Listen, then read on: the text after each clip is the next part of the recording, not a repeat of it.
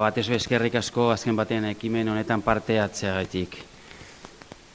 Gure aldetik azpimarratzea ekimen honen helburuak bi direla, nolabait esateko, alde batetik gure herrian sektore garrantzitsua den ostalaritzari bultzaka txiki bat ematea, udalaren aldetik nola ez, eta bestaldetik ere euskara sustatzea, euskararen erabilera sustatzea, hori bai da azken batean euskararen inguruan dekogun erronka nagusiena.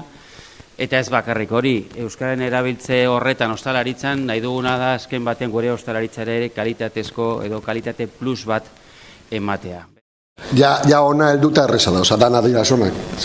Bost jaukeratutak ez do dizko, ja da gauza pertsonala, baloratzen duzu, osaia gaiak, berriak,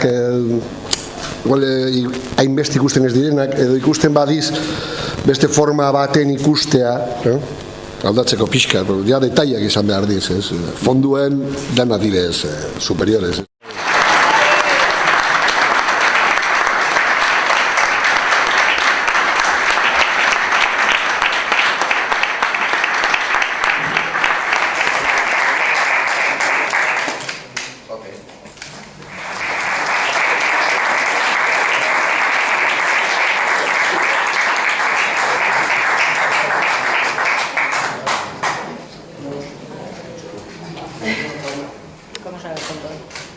Eskerrik asko eta gora euskara.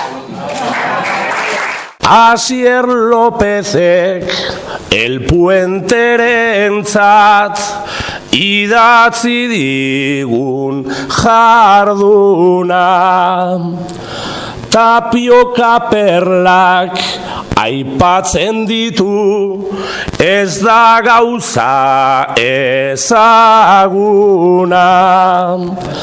Eta bigarren osagarria inoiz eneukan entzuna, nik beprobatu nahi nuke noizbait, zer dugun ba jin atuna.